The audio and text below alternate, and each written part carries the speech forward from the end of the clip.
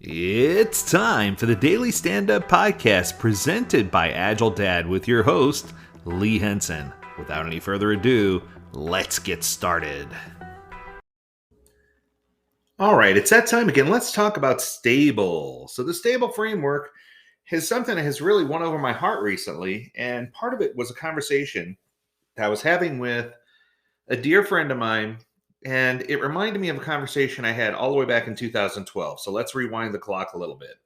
In that initial conversation back in 2012, as in over 10 years ago, I picked out and said that organizations would never wind up doing just a straight up extreme programming project or a straight up dynamic systems development method or straight up Scrum.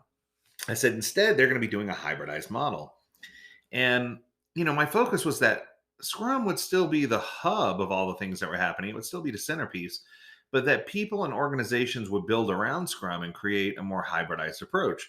Because I felt like there were pieces that were not inclusive in Scrum, that were inclusive in others, and Scrum had most of what was needed. It was just a good, solid explanation behind it. And I never really had a way to explain it.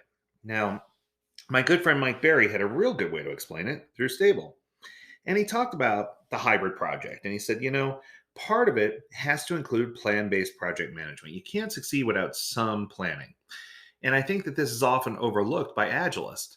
Now, I'm not saying I'm an advocate for heavyweight upfront planning, whether you're talking about the traditional project management PMP or whether you're talking about the SAFE with the heavyweight upfront planning scaled agile framework. What I'm referring to is that you have to have some portion of a plan in place in order for teams and for organizations to feel confident and comfortable that what they're doing is going to have some foundation that they can build upon.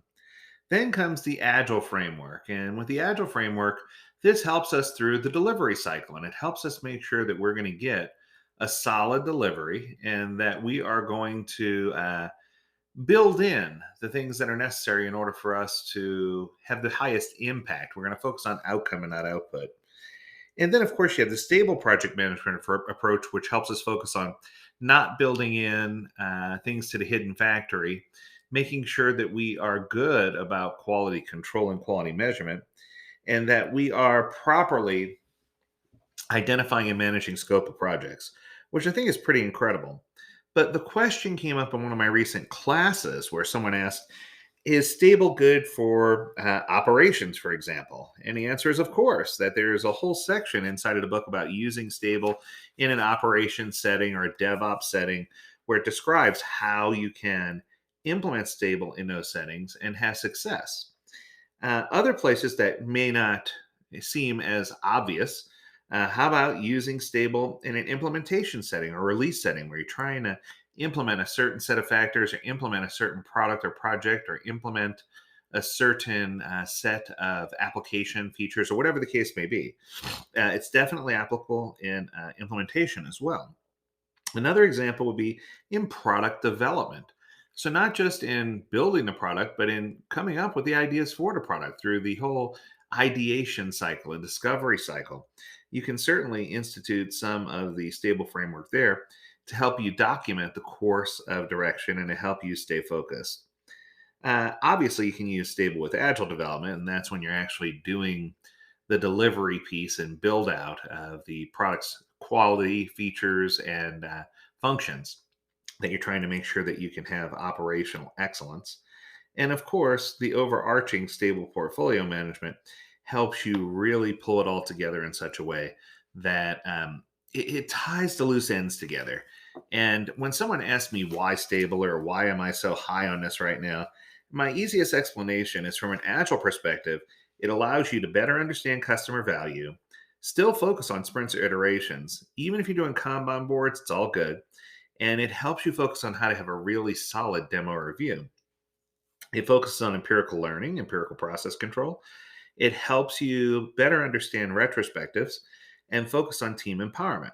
It also helps you organize cross functional T shaped teams and establishes respect for people and promotes tools like continuous integration and continuous deployment to help you be successful in your agile implementation.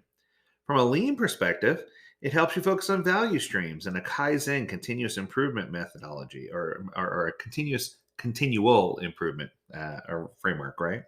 It allows you to focus on constraints and service level agreements and flow and Polka yoke and quality circles and a plan, do, check, act list, the 5 S's, continuous improvement, all the things that you would expect to see. Even Tim Woods, which I didn't know what that was until I read this.